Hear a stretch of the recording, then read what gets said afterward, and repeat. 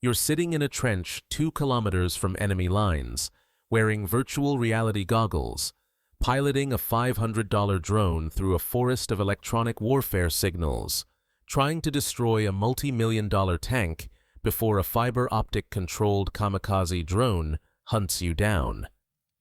Welcome to 2025. Welcome to a war where World War I trenches meet 21st century technology in ways no military on Earth was prepared for. 10,000 drones operating daily across the front lines. 60,000 artillery shells fired in 24 hours, volume not seen since World War II. Soldiers marching 10 to 15 kilometers to their positions because vehicle movement is suicide within 15 kilometers of the front. A single mine every 2 square feet for hundreds of miles.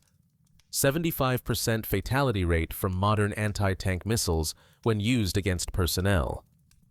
Thermobaric weapons that create pressure waves your body can't survive even without shrapnel touching you. This isn't the future of warfare. This is happening right now, today, as you drift off to sleep in the comfort of your bed. Right now, someone your age is sitting in the mud, listening for the buzz of an incoming drone, wondering if the next artillery barrage has their coordinates. Right now, a teacher who was grading papers 2 years ago is operating a drone while an IT specialist applies a tourniquet to a wounded soldier in a dugout that smells of earth and blood and fear. Now, dim the lights, maybe turn on a fan for that soft background hum, and let's ease into tonight's journey together. We're exploring why even the toughest, best-trained soldier would struggle to survive a single day in Ukraine's cyberpunk trench warfare. A conflict that looks like science fiction, but kills with brutal, muddy reality. A war that's rewriting everything we thought we knew about modern combat, one drone strike at a time. Congratulations. You've just been assigned to a Ukrainian brigade defending positions near Avdiivka in Donetsk Oblast. This isn't a mistake. This isn't a drill. You're not special forces. You're not a career soldier who spent years training for this moment. You're a mobilized citizen. Maybe 6 months ago, you were a teacher explaining literature to disinterested teenagers. Maybe you were an IT worker, debugging code in a warm office with decent coffee. Maybe you were an engineer, an artist, a factory worker, a poet. It doesn't matter now. Now you're here, and here has rules you never imagined. Your home for the foreseeable future is called a blindage. It's a word you'll learn to say with a mix of affection and resignation. A hastily constructed living structure built from sandbags stacked like irregular bricks, wood scavenged from destroyed buildings, sand that gets into everything, and mud that never quite dries. The sandbags form walls thick enough to stop shrapnel, though everyone knows a direct hit would turn the whole structure into a grave. Inside, the sweet smell of burning oak from a small cast-iron stove fights a losing battle against the pervasive dampness that soaks into your bones. Thick wool blankets cover narrow beds that are really just wooden planks with thin mattresses. On crude tables made from ammunition crates, you find the essentials. Tea that's always lukewarm. Instant coffee that tastes like dirt mixed with caffeine. Juice boxes that remind you of childhood. Trench candles made from wax melted into cardboard tubes provide light and a little warmth, their flames dancing in drafts that sneak through gaps in the walls. The atmosphere is strange, simultaneously medieval and modern, primitive and oddly domestic. Near the entrance, a dog stands watch. Her name is Yulia, and she's nobody's pet and everyone's companion. The soldiers feed her scraps from their rations, and in return, she barks at night when someone unusual approaches. Her ears are better than any electronic sensor at detecting footsteps in the darkness. You'll learn to trust her warnings more than you trust most technology. Not far from the blindage, incongruous in this setting that could have existed in 1915, sits a Starlink satellite terminal. Its white dish points skyward, connecting you to the modern world from the depths of this earthen hell. You can message your family. You can watch videos of the war happening in other sectors in real time. You can see news reports about yourself, about your unit, about the fight you're living through, all presented with the detached commentary of people who will never smell the mud or hear the whistle of incoming shells. The internet connection feels like a lifeline and a mockery at the same time. The mud. Nobody prepared you for the mud. This region of Ukraine has black, tarry, sticky mud that's almost alive in its malevolence. In your first hour, you step outside the blindage and immediately understand why this terrain has swallowed armies. The mud creates suction with every step, pulling at your boots like hands dragging you down. It's impossible to remove. Scraping only spreads it. Water barely dilutes it. By the end of your first day, your boots weigh twice what they did that morning, each step requiring conscious effort. Your calves ache in ways you didn't know muscles could ache. The cold comes next, seeping through layers of clothing you thought would be adequate. Winter nights here drop to -30 degrees Celsius, a cold that doesn't just chill, but actively attacks, searching for any gap in your defenses. The small stove keeps the blindage barely warm enough to prevent frostbite if you stay close. Venture too far from it, and ice crystals form on the inside of the shelter's walls. Sleep becomes a calculated risk, warm enough to rest, not so warm that you can't respond instantly when something happens. And something always happens. The quiet moments between bombardments are almost worse than the noise. In the silence, you become hyper-aware of every sound. The drip of water seeping through sandbags, the rustle of rats moving through the supply area, the distant mechanical hum that might be a generator or might be something else entirely. Your ears strain constantly, listening for the one sound that means immediate danger, the buzz of a drone. Looking up during daytime is an education in modern warfare's new reality. The sky is never empty. You can't see them all, but you know they're there. Dozens of drones at any given moment within 15 kilometers of the front line. Some you can hear, that distinctive angry hornet buzz of quadcopters. Others are silent until the explosion. The psychological effect of knowing you're always being watched, always potentially targeted, never truly having cover, is something no training could have prepared you for. Your first evening, someone explains the daily routine with dark humor. At 6:34, the concert begins. An older soldier tells you. You don't understand until exactly 6:34 p.m. when the staccato rhythm of mortar fire erupts from the Russian positions. The soldier grins without humor. Good evening, ladies and gentlemen. Welcome to our concert. Everyone immediately moves inside the blindage. This happens every single day, he explains. Every single day at roughly the same time, though sometimes the schedule varies just to keep you guessing. The sound of artillery is nothing like you imagined. Movies can't capture the physical sensation. There's the whistle, yes, but there's also the pressure change in the air that makes your ears pop, the way your internal organs seem to shift position when a shell impacts nearby, the ringing that never quite stops, even when the bombardment does. The earth literally shakes. Dust rains from the ceiling of your shelter. You find yourself holding your breath without realizing it, as if making yourself smaller might help. Between barrages, you learn the statistics that define your new reality. Russia fires between 10,000 and 60,000 artillery shells and rockets per day, depending on the sector and the phase of operations. The number varies. Sometimes it's 20,000, sometimes it climbs to the upper ranges, sometimes it drops during ammunition shortages. For perspective, this is artillery volume not witnessed since World War II. NATO forces in Afghanistan might have fired 300 artillery rounds per day. 300. You're experiencing bombardments 200 times that intensity. The mathematics of violence on this scale becomes almost abstract until the next shell lands close enough to throw mud against your shelter's wall.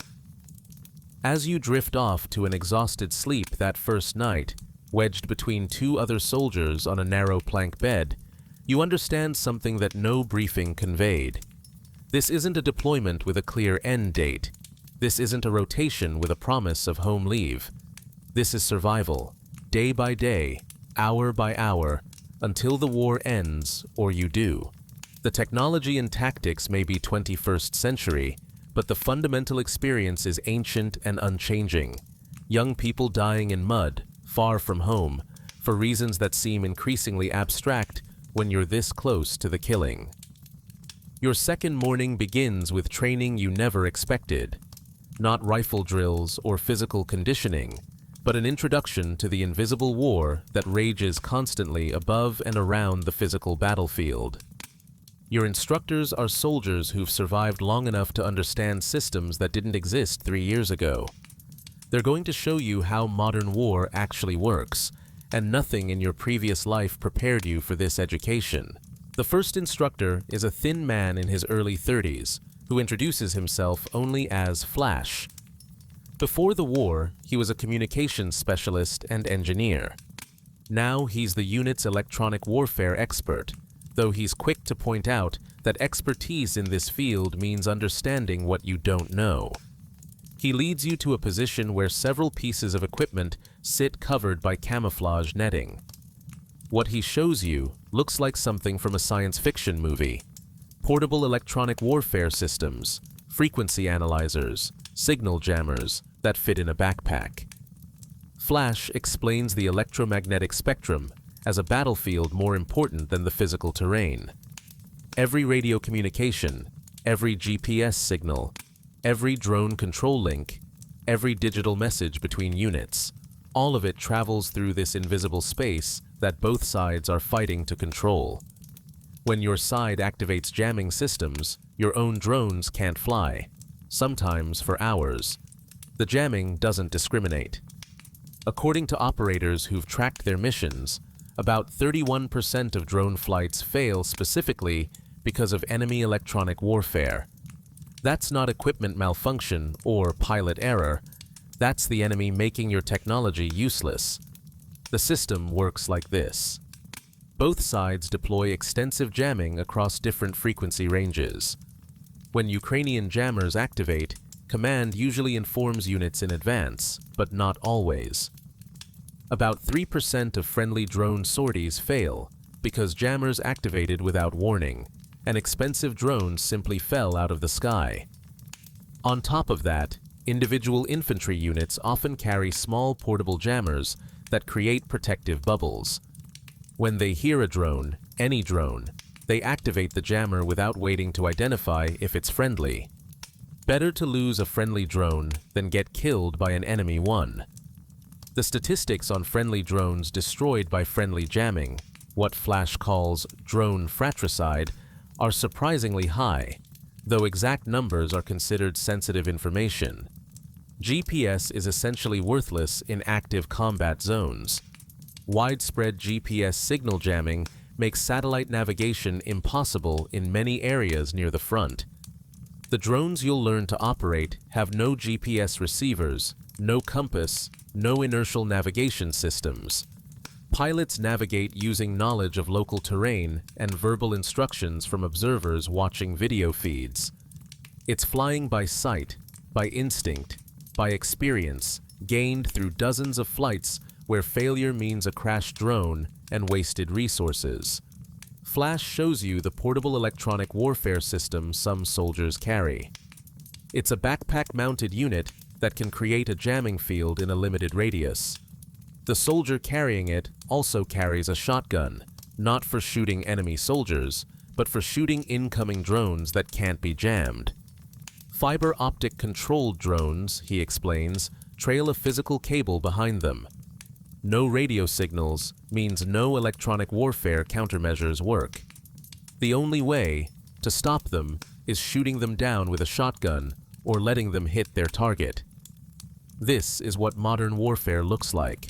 A soldier with a backpack jammer and a shotgun designed for bird hunting, standing in a trench that could have existed in 1917, defending against drones controlled by someone wearing virtual reality goggles several kilometers away. The cat and mouse game evolves constantly. Flash describes how operators learn customized frequencies, frequency hopping patterns, automated flight protocols that reduce pilot workload. What worked last month doesn't work this month. What works this morning might not work this afternoon. The technology evolves in real time, driven by urgent necessity. There's no 5-year development cycle. There's survival and adaptation, or death. Your next instructor is younger, maybe 25, with the call sign Phantom. He's an FPV drone pilot, and he's going to show you the weapon system that defines this war more than any tank or artillery piece. First-person view drones. The name describes exactly how they work. The pilot wears VR goggles showing exactly what the drone's forward-facing camera sees. You're flying from the drone's perspective, seeing what it sees, experiencing the flight as if you're attached to it. Phantom holds up an FPV drone. It's smaller than you expected, a quadcopter with 4 propellers positioned at the corners of a roughly square frame, 7 to 12 inches on each side. The entire thing costs between $500 and $3,000, depending on components and capabilities. It can carry explosive payloads, typically RPG-7 warheads or improvised devices, weighing several pounds. In the hands of a skilled pilot, it's extraordinarily maneuverable, fast enough that targets have maybe seconds to react, precise enough that pilots regularly fly them through windows of buildings or into open hatches of armored vehicles. Ukraine produces approximately 200,000 FPV drones per month currently. Russia launches between 1,000 and 1,200 per day in active sectors, according to military analysts tracking the conflict.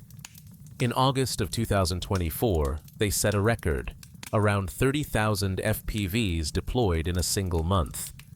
That's roughly 1,000 per day averaged across the month, though the actual number varies day by day based on operations and weather. The scale is difficult to comprehend until Phantom tells you that some Ukrainian units now have 60% of their assault assets composed of drones, not humans. The drone isn't supporting the infantry. The drone is the primary weapon, and infantry supports it. Phantom shows you how skilled pilots hunt. They can target specific equipment on the exterior of armored vehicles, optics, radars, antennas. They can strike moving targets with surprising consistency, though he's careful to note that many attacks miss and many drones crash or get jammed before reaching their targets. He describes flying a drone into a trench system, navigating the turns, hunting for soldiers who have seconds to dive for cover or shoot the drone out of the air. Some drones drop anti-personnel mines. Some intercept helicopters, though this requires exceptional skill and some luck. Some simply land near roads and wait like mechanical ambush predators for vehicles to pass. The psychological impact of drone warfare is something Phantom struggles to articulate. When you're in a trench, you can hide from direct fire. You can take cover from artillery. But drones can hunt you anywhere. They can circle above, waiting for you to expose yourself. They can follow you as you retreat. The buzzing sound becomes a trigger for immediate panic response. When you hear it, you have seconds to find cover or die. Every soldier here has nightmares about that sound. But there's a new generation of drone that's even worse, Phantom explains. Fiber optic controlled drones. These trail a physical cable as they fly, maintaining a direct connection to the operator. Video feed and control signals travel through the cable instead of radio waves. They're completely immune to electronic warfare. You can't jam them. You can't spoof them. You can't interfere with their control at all. The only defense is spotting them visually and shooting them down with conventional weapons, which is far harder than it sounds when the drone is moving at high speed through terrain that provides cover. The trade-off is that fiber optic cables add weight, limiting range and flight time. But for short-range attacks, clearing trenches, hitting vehicles near the front line, precision strikes within a few kilometers, they're devastatingly effective. Phantom mentions that both sides are scaling up fiber optic drone production despite the increased costs and reduced range. When something works in combat, it gets produced in quantity regardless of expense. Your third instructor doesn't give a call sign. He's a signals intelligence operator who shows you how the kill chain works in modern warfare. The kill chain, the time from identifying a target to destroying it, has shrunk to under 10 minutes in many sectors. He walks you through the process using a tablet, showing real-time feeds from multiple sources. A reconnaissance drone spots movement, coordinates transmitted instantly via digital network. Artillery computers calculate firing solutions automatically, shells inbound within minutes. If the first salvo misses, the reconnaissance drone observes the impacts, calculates corrections, and the guns fire again. The whole loop takes less time than you need to brew coffee. There's no hours-long targeting process like in previous conflicts. There's automated systems, real-time video, and shells arriving faster than you can relocate. Russian artillery systems integrate reconnaissance drone feeds directly now. The signals operator shows you captured footage from Russian drone feeds overlaid with targeting data. They have persistent battlefield visibility in contested sectors. When they spot something worth killing, they kill it fast. The same is true of Ukrainian systems, though the implementation details differ. Both sides have compressed the targeting cycle to the point where sitting still for more than a few minutes in an exposed position is suicide. Within 15 kilometers of the front line, vehicle movement during daylight is described by military analysts as difficult to impossible. That's why infantry soldiers march 10 to 15 kilometers to their positions. Every vehicle that moves risks dozens of drone attacks per day. The signals operator shows you statistics from different sectors. Vehicles can face 20 to 30 attack attempts in a single day if they're operating in a hotspot. Many survive through a combination of active defense systems, cope cages, improvised armor barriers, electronic warfare, and sheer luck. Many don't survive. Ukraine has attempted to establish what analysts call a 15-kilometer kill zone patrolled by drones along portions of the front. The goal is making it extremely difficult to concentrate troops for offensive operations. Russia attempts the same thing. The result is a mutually created no man's land where movement equals death, where the sky is saturated with sensors, where the faster kill chain wins. Some drones carry other drones. The signals operator shows you footage of mother drones, larger aircraft that carry and deploy FPV drones mid-flight. Russian Molniya-type drones can release FPVs 30 to 40 kilometers from the front line, dramatically extending their effective range. These mother drones act as carriers and sometimes as relay stations, boosting signals for radio-controlled drones. It's a nested system, drones deploying drones, each layer extending capabilities in ways that seem almost absurd until you see the results. Your final technological education session covers something the instructors are careful about discussing: autonomous and semi-autonomous systems. What's confirmed is that Russian drones increasingly use AI-assisted targeting, image recognition, target lock, terminal guidance that works even when radio communication is jammed.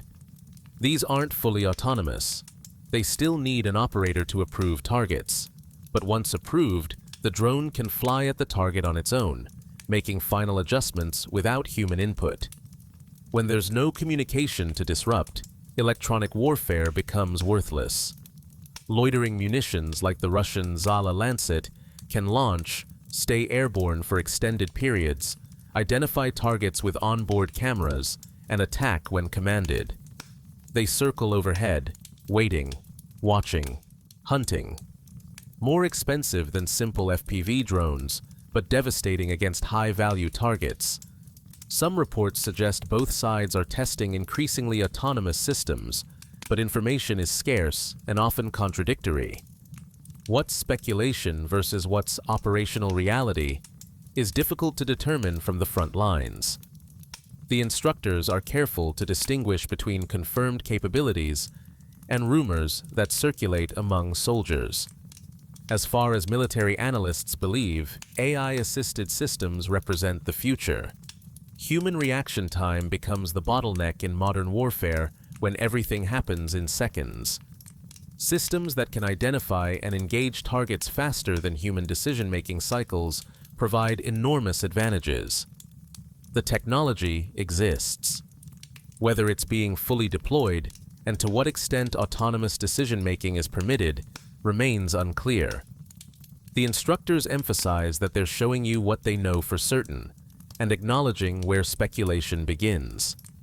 The day ends with a practical exercise. You wear the VR goggles. You hold the controller. You try to fly an FPV drone through a course marked by poles and flags. You crash 3 times in the first 5 minutes. The controls are sensitive. The perspective is disorienting. You struggle to judge distances. Phantom watches with patient amusement. He crashed dozens of times learning, he tells you. Everyone does. The difference is that in combat, each crash is several $100s of wasted equipment and a missed opportunity to destroy something expensive or kill someone trying to kill you. You're starting to understand something profound and disturbing. This war isn't won by the side with better soldiers. It's won by the side that produces more drones, fires more shells, jams more frequencies, adapts faster to technological changes, and can sustain the industrial production to keep feeding the meat grinder. It's attrition warfare, but the resources being attrited include not just soldiers, but entire manufacturing sectors, innovation capacity, and the ability to learn and evolve faster than the enemy. As you return to your blendas that evening, exhausted from information overload, you notice something you missed before.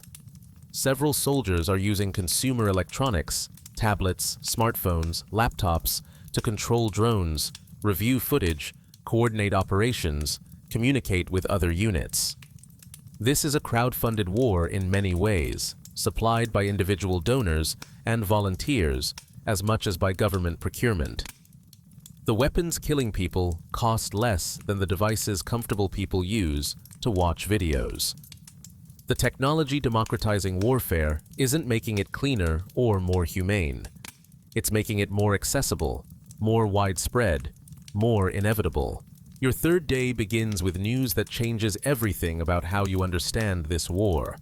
A soldier from your platoon, someone you'd barely started to know, won't be coming back. His name was Dmitro. He was 23 years old. He'd worked in a tech startup in Kiev before the invasion, doing something with blockchain that he'd tried to explain to you, but you hadn't really understood. His girlfriend Maria was pregnant. He'd told you yesterday while sharing a cigarette you'd bummed from him even though you didn't smoke before coming here. 6 months along. He was going to name the baby Oksana if it was a girl. Dmitro died because an FPV drone caught his squad during a position rotation. They were moving through terrain they thought was clear, following a route they'd used before. The drone operator, sitting safely in a dugout several kilometers away, wearing VR goggles, flew the drone into the group. 3 killed instantly, 2 wounded severely. Dmitro was one of the 3. The notification comes through the company's encrypted messaging channel. Clinical. Brief. His personal effects will be collected and sent to his family. His girlfriend Maria will raise Oksana alone, if it's a girl. If it's a boy, she'll have to think of a different name. You never really knew Dimitro. You'd talked to him twice, but his absence opens a void in your understanding of what's happening here. The statistics you learned yesterday: 31% of drones jammed, 60,000 artillery shells per day, 10,000 drones operating. Those were abstractions, numbers. Now you understand that behind every statistic is someone who was alive and isn't anymore. Someone who had plans. Someone whose absence will echo through decades of other people's lives. The casualty numbers are difficult to verify precisely because Ukraine doesn't officially disclose comprehensive figures. United States officials estimate more than 150,000 wounded and killed among Ukrainian forces since the beginning of the war, though this number fluctuates in different assessments and likely increases monthly. Independent estimates vary widely. What's certain is that casualties are severe, ongoing, and affect not just the soldiers, but entire networks of family and friends and communities. Modern anti-tank guided missiles, designed to destroy tanks, are increasingly used against personnel. These weapons have a nearly 75% fatality rate when employed against soldiers or lightly armored vehicles, according to medical assessments. Survival rates are significantly lower than from non-directional blast injuries like artillery and mortars. When a missile designed to penetrate tank armor hits human beings, the results are catastrophic. Often there's not enough left for a traditional burial. Thermobaric weapons are used extensively by Russian forces. These create massive thermal injuries alongside blast trauma. The pressure wave can kill you even if shrapnel doesn't touch you. Your lungs rupture. Your organs hemorrhage from the pressure differential. Medical personnel report that planning for significant thermal and burn injuries has become essential, something that wasn't a major focus during Iraq and Afghanistan. The burns from thermobaric weapons are distinctive and horrifying, covering larger areas and penetrating deeper than conventional explosive burns. The largest minefields in the world now exist in contested areas of Ukraine. Drone infrared footage shows the density, an average of one mine every 2 square feet for hundreds of miles according to military assessments. The mines are continuously replenished. Drones drop them from the air. Artillery shells disperse cluster munitions that include anti-personnel mines. Every meter of ground requires careful clearing or accepting that crossing it means potential death or dismemberment. Soldiers who survive mine strikes often lose limbs. The prosthetics industry in Ukraine has expanded dramatically to handle demand. Your unit's medic is a woman named Olena. She's in her mid-30s, compact and intense, with dark circles under her eyes that suggest she hasn't slept properly in months. Before the invasion, she was a nurse in a civilian hospital. She fought in the initial Russian invasion that started in 2014, survived the brutal Battle of Debaltseve in 2015, and ended up in psychological rehabilitation afterward. When the full-scale invasion began in 2022, she rejoined, feeling she had no choice. Her hands shake slightly when she's not actively working, but when someone is wounded, they become perfectly steady. Olena pulls you aside one morning to teach you basic combat medicine. Not because you're training as a medic, but because everyone needs to know how to stop bleeding when the actual medic might be wounded or too far away. She shows you how to apply a tourniquet properly, tighter than you think. Ignore the screaming. If you can still feel a pulse below the tourniquet, it's not tight enough.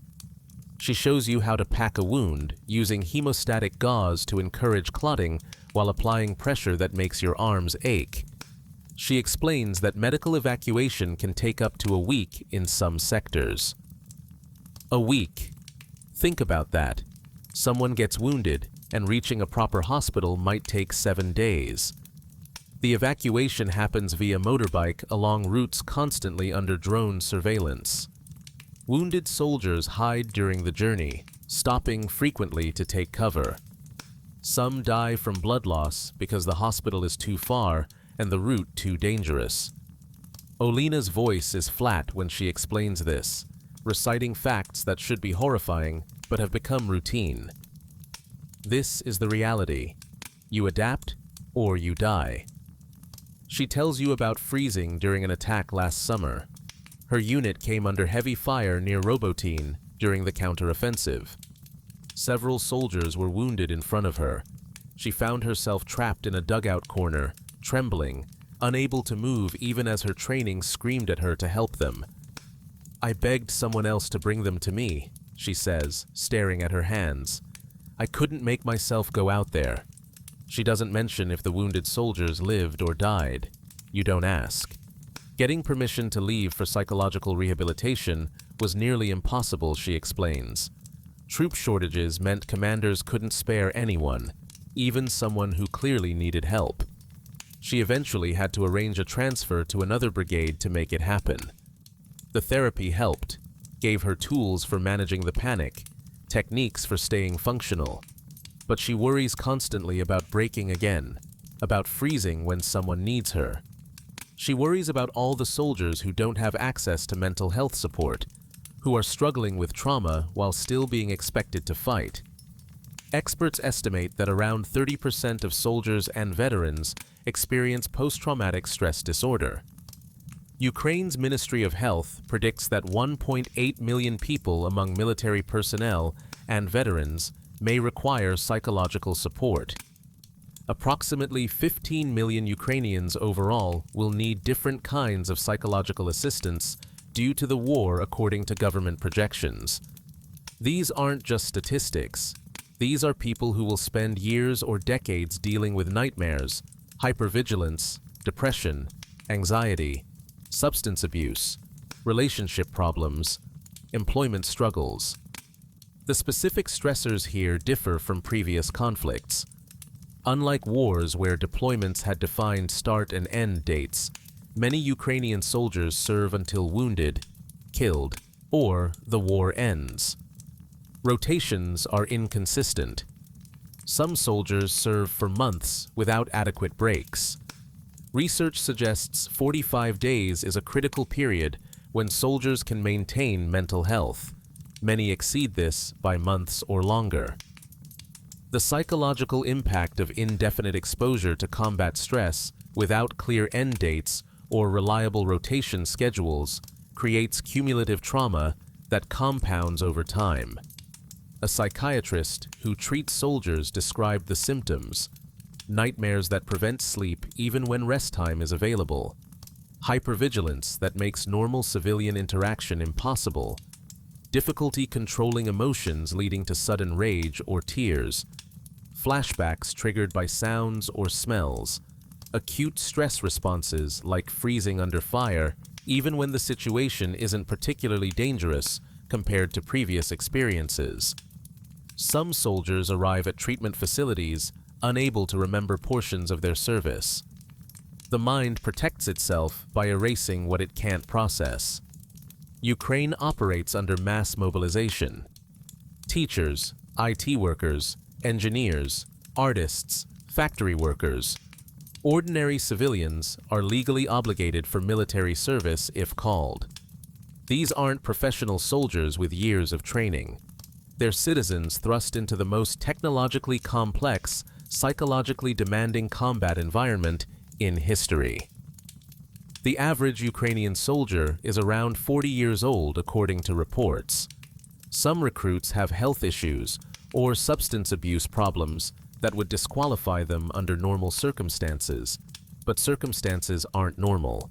The need for immediate reinforcements creates pressure to deploy troops with only basic training. The training time needed to operate drones, understand electronic warfare, survive modern combat far exceeds the training time available. Soldiers learn on the job or die learning. The survivorship bias is intense. The soldiers you meet have survived long enough to gain experience, but you don't see all the ones who died before learning the lessons that would have kept them alive. You meet other soldiers from different backgrounds during a supply run to a rear position.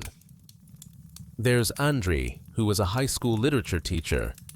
He quotes Shevchenko poetry while filling sandbags, finding comfort in familiar words. His wife and 2 children evacuated to Poland. He video calls them when internet is available, watching his kids grow up in short digital windows. There's Maxim, who worked construction and jokes that trench digging is just another construction job with worse pay and more explosive oversight. His parents stayed in occupied territory. He hasn't heard from them in 8 months and doesn't know if they're alive. There's Katerina, one of the few women in combat roles you've met, who was studying veterinary medicine when the invasion began. She's a drone operator now, eerily calm when flying missions that end with explosions and presumably death on the receiving end. She doesn't talk about it. None of the drone operators really talk about the experience of killing people remotely. It's a strange new form of combat trauma that existing psychological frameworks don't fully address. Killing from safety, watching through a screen, then returning to normal activities minutes later. A study comparing active duty soldiers and civilians in Ukraine found higher prevalence of moral injury alongside PTSD, anxiety, and depression. Moral injury is the psychological distress from actions or lack of actions that violate your moral code. It's separate from PTSD, but often accompanies it. Soldiers who failed to save wounded comrades, who made decisions that got people killed, who killed people who might have been civilians, who followed orders they thought were wrong. These create moral injuries that therapy struggles to address because you can't change what happened. The communal dinners, when they happen, are strange affairs. Someone's family sent a care package with cookies. Someone else received honey from a relative's farm. The cook managed to prepare something beyond the standard rations. For an hour, sitting in the dim candlelight of a reinforced dugout, passing around food and weak tea, you could almost forget where you are. Then the evening bombardment starts, right on schedule, and everyone files silently to sleeping positions.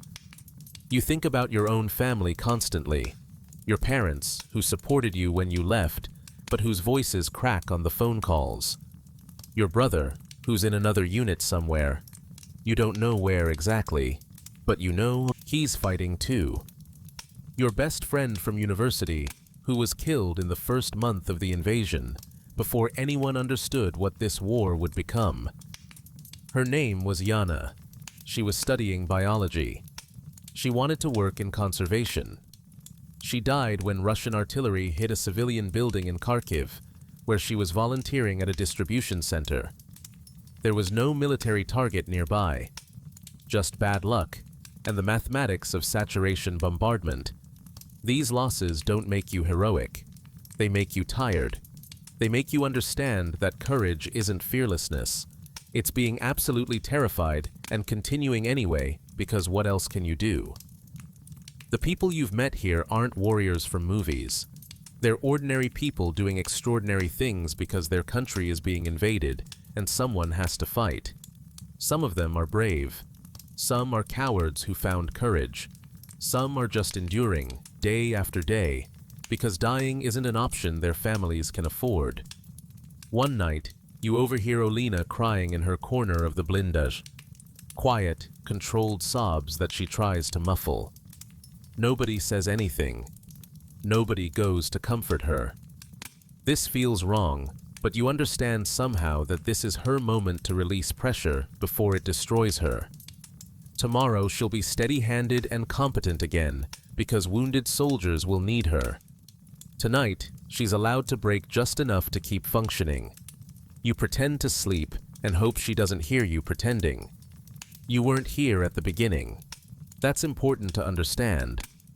When the full-scale invasion began in February 2022, you were still living your normal life, watching the news with horror and disbelief, posting supportive messages on social media, maybe donating to aid organizations. You thought this would be over quickly, one way or another. You didn't imagine you'd be living it. The mobilization notice came 8 months into the war. You remember the feeling, the paper in your hand, official stamp, your name, your birth date, the instruction to report to a processing center within 5 days. Your hands shook reading it. Your stomach dropped. This wasn't happening to someone else anymore. This was happening to you. Processing was chaotic. Hundreds of men and women, mostly men, crowded into facilities designed for maybe a quarter that number. Medical screenings that were supposed to be thorough lasted minutes. You filled out forms. You received uniforms that didn't quite fit. Someone gave you a brief overview of where you'd be going. Eastern Front, specific location classified. You had 3 weeks of basic training. 3 weeks. Think about that. American soldiers get months of basic training before specializing. You got 3 weeks to learn how to shoot, how to move under fire, basic first aid, military discipline, and supposedly everything else you'd need to survive. It wasn't enough. Everyone knew it wasn't enough. But there weren't enough trained soldiers, and the positions needed bodies, so you went with what training you had and hoped you'd learn the rest quickly enough to survive the learning process. The rifle they issued you was familiar and foreign at once. You'd never held a weapon before military service. The weight was wrong, heavier than expected, but also somehow balanced in ways that made sense once you got used to it. The instructor, a career soldier who'd been fighting since 2014, drilled you on maintenance until you could field strip and reassemble the weapon blindfolded. "It will save your life," he said, "if you treat it well." You've cleaned that rifle every day since. It's become a ritual, something to focus on when your mind races too much to sleep. Your first month at the front was terror punctuated by boredom, long periods of nothing happening, then sudden chaos that left you shaking for hours afterward. You made mistakes that should have killed you. You froze when you shouldn't have.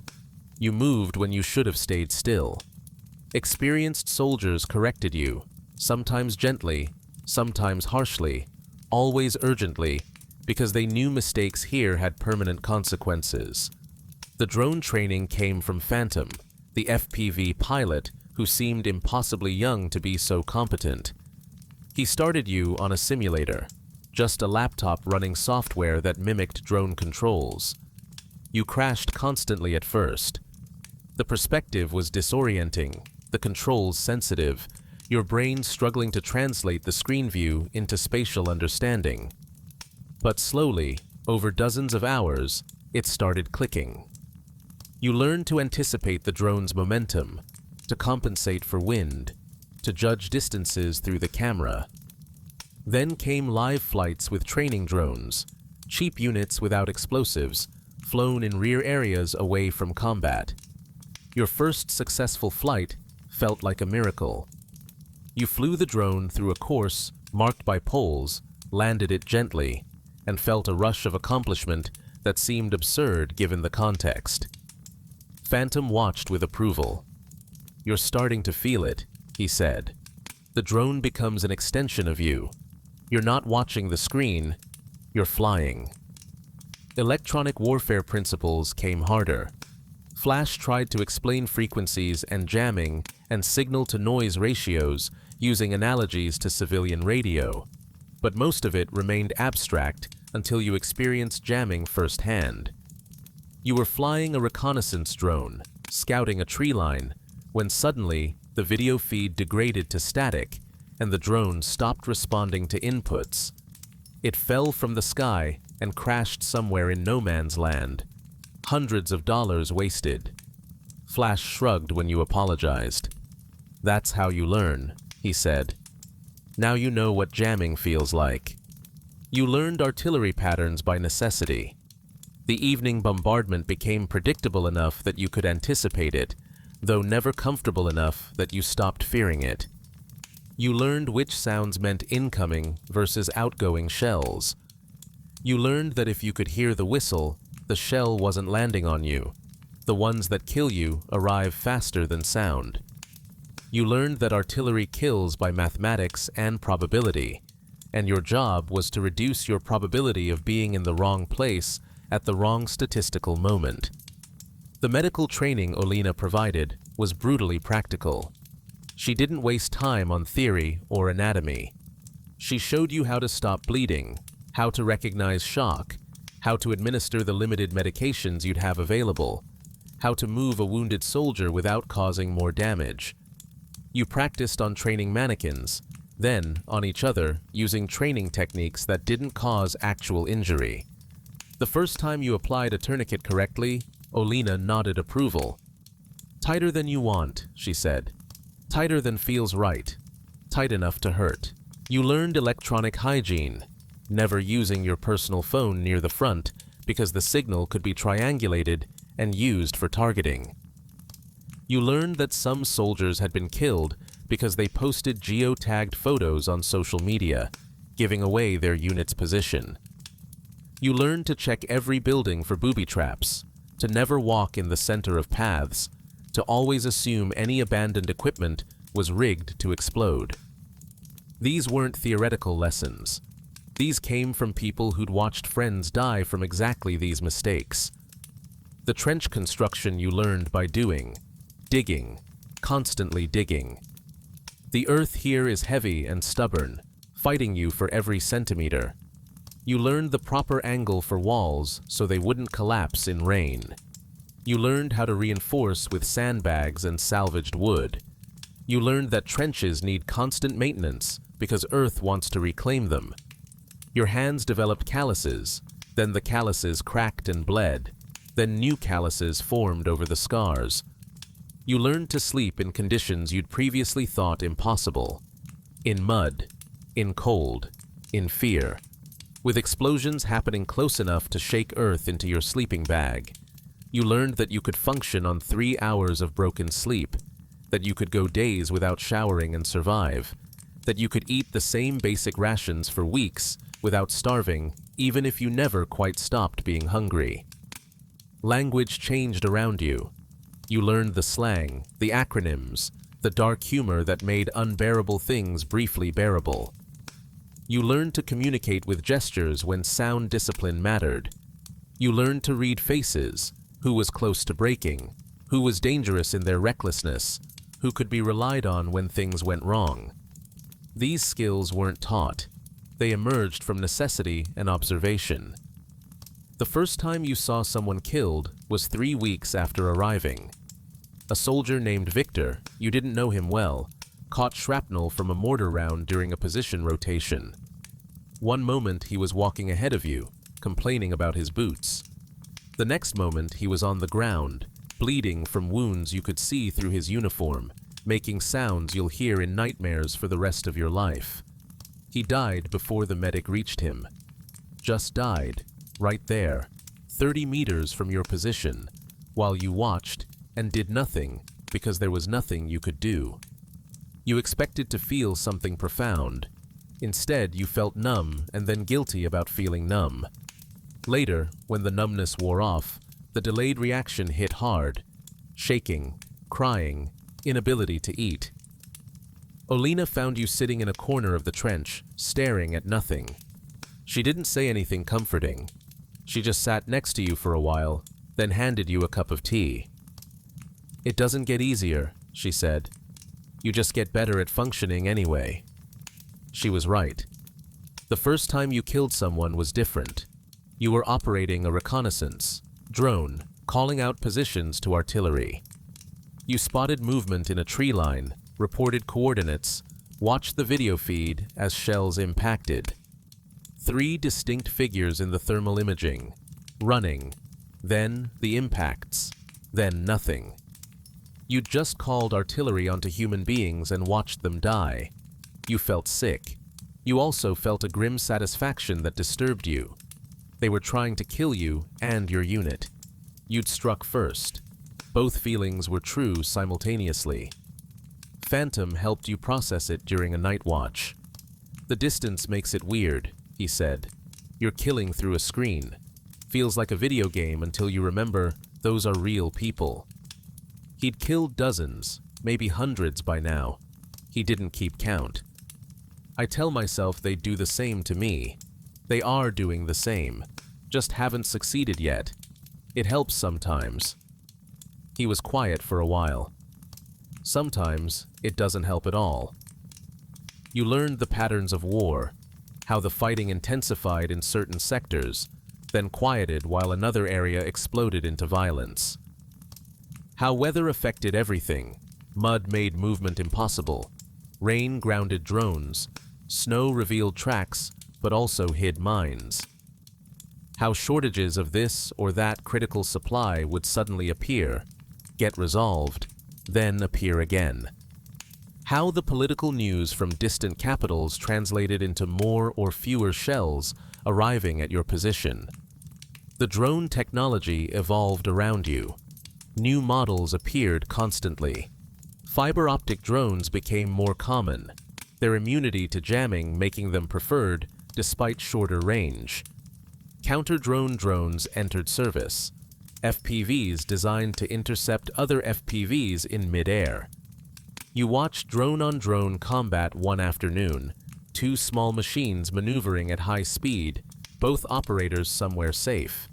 The entire engagement looking like something from science fiction, except it was happening right above you, and the stakes were life and death. Electronic warfare kept pace. New jamming systems appeared, new frequency-hopping patterns. AI-assisted targeting that Flash explained was technically against international agreements, but both sides used anyway because not using it meant dying. Semi-autonomous systems that could lock onto targets and engage without continuous operator control. The war you were fighting in month 6 was technologically different from the war you'd entered. The war in another 6 months would likely evolve again. You adapted because adaptation was survival. You learned which risks were acceptable and which were suicide. You learned to read the battlefield the way experienced soldiers did, understanding that certain times of day were more dangerous, certain positions more exposed, certain activities more likely to draw attention.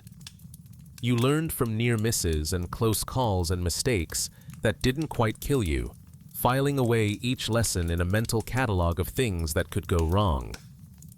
The soldier you are now barely resembles the person who received the mobilization notice.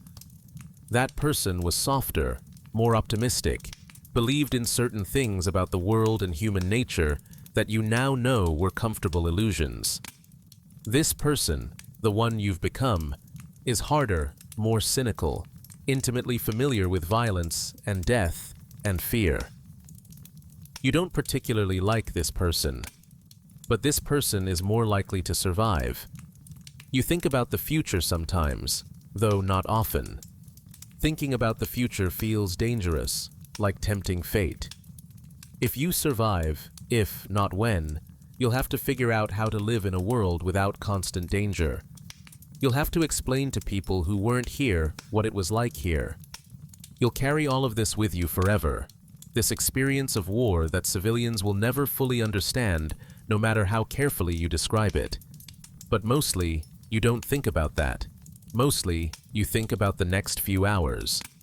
Making it to tomorrow. Keeping your friends alive another day. Maintaining your equipment. Staying sharp enough to survive. Learning whatever new technological development appears next. Adapting. Enduring. Hoping that when this finally ends, there's still enough of you left to return to. The war continues around you and through you. The drones buzz overhead. The artillery pounds positions. The electronic warfare churns the spectrum. The trenches fill with mud. Soldiers die and are replaced. The front lines shift by meters, sometimes gaining, sometimes losing, always at enormous cost. And you're here, in the middle of it, trying to survive something nobody could have prepared you for, because nothing like this has existed before. As you drift off to sleep tonight, in your comfortable bed, in your safe home, in your peaceful life, consider for a moment what's happening right now on the other side of the world. Right now, someone your age is sitting in a trench that smells of mud and diesel fuel and fear, listening for the buzz of drones, wondering if tonight's bombardment will be the one that finds them. Right now, a mother is getting a notification that her son won't be coming home. Right now, A drone operator is watching a screen, finger on a trigger, deciding in seconds whether to destroy a target that might be enemy soldiers or might be something else entirely. This war, Ukraine's cyberpunk trench warfare, represents something new in human history. It's the collision of World War I's brutal trench warfare with the 21st century's ubiquitous surveillance technology, artificial intelligence, electronic warfare, and mass-produced drones. It's a conflict where teenagers who learn to fly drones, filming skateboard videos, are now piloting weaponized versions into enemy positions. Where teachers and IT workers became soldiers, learning combat skills in weeks that military professionals used to spend years mastering. Where the electromagnetic spectrum became as important as physical terrain. Nobody was prepared for this. Not the soldiers fighting it, not the militaries studying it, not the defense industries trying to supply it. The United States military spent 2 decades focused on counterinsurgency in Iraq and Afghanistan, fighting enemies who didn't have modern air defense or artillery or sophisticated electronic warfare. The skills don't transfer. The doctrine doesn't apply. The equipment production capacity doesn't match the consumption rates. Western military training programs for Ukrainian soldiers have struggled because NATO instructors are teaching solutions to problems that don't match the battlefield reality. The technology evolved faster than doctrine could adapt. Commercial drones became weapons before militaries figured out how to counter them. Electronic warfare became ubiquitous before communication systems could compensate. AI-assisted targeting appeared before anyone resolved the ethical and legal questions. Fiber optic-controlled drones made jamming irrelevant. The kill chain compressed to minutes. Warfare transformed in real time, driven by urgent necessity and rapid innovation, leaving military planners scrambling to understand what just happened. Production became as important as tactics. The side that manufactures more drones, produces more artillery shells, fields more electronic warfare systems, that side gains advantage regardless of individual soldier skill. Russia is running defense factories 24 hours a day on rotating 12-hour shifts. Approximately 3.5 million Russians now work in defense sectors, up from 2 to 2.5 million before the war. It's industrial warfare at a scale not seen since World War II. The factories are the battlefield as much as the trenches. The human cost is almost incomprehensible. More than 150,000 Ukrainian military casualties, according to US officials, though exact numbers are classified and likely higher. Millions of Ukrainians will need psychological support for trauma. Tens of thousands with permanent physical injuries, families destroyed, children orphaned, communities shattered, and this is just Ukraine. Russian casualties are similarly severe. Estimates vary widely, but consistently indicate enormous losses. Both sides are grinding through human lives at rates that should shock anyone who thinks about it clearly. The lessons from this war will shape military thinking for decades. Every major power is watching, learning, adapting. The US Army set a goal to produce 100,000 artillery shells monthly by the end of 2025, less than half of what Russia currently produces. European nations are rebuilding defense production capacity they dismantled after the Cold War. China is studying the effectiveness of different drone systems, electronic warfare techniques, and production strategies. The wars of the future will be shaped by what's happening in Ukraine right now. But behind all the strategy and technology and analysis, there are people. Ordinary people thrust into extraordinary circumstances. Teachers learning to operate drones, engineers building trenches, parents fighting while their children evacuate to safety, medics performing surgery in underground bunkers by candlelight, soldiers dealing with trauma that existing mental health frameworks barely understand. These aren't statistics or strategic assets. They're human beings experiencing the full horror of modern warfare. You, comfortable in your peaceful life, couldn't survive a day in that environment without extensive training, mental preparation, and acceptance of risks. Your brain isn't wired to process. The soldiers fighting there aren't superhuman. They're adapting because they must, enduring because there's no alternative, surviving by learning lessons that cost other people's lives. They're ordinary people in impossible circumstances, doing what they can to protect something they believe is worth protecting. Perhaps understanding the reality, stripped of propaganda and comfortable distance, makes us appreciate peace more. Perhaps recognizing what modern warfare actually looks like, not what movies show, strengthens our commitment to preventing future conflicts. Perhaps seeing the technology we take for granted weaponized reminds us that innovation isn't inherently good or evil. It's a tool that amplifies human choices for creation or destruction. If you found tonight's exploration insightful, your support helps continue researching and presenting complex topics in formats that work for you. And remember where this story began, not in history books, but in current events. People are living this right now, as you fall asleep. As you drift off, perhaps you'll appreciate the peace around you more, the safety you take for granted, the technology that connects rather than destroys, the distance between you and the nearest war. Sleep well. And remember that the world is both more frightening and more hopeful than we often realize. The question isn't whether you could survive Ukraine's cyberpunk trench warfare. The question is whether understanding what it's really like makes you more committed to ensuring nobody has to find out firsthand. Good night.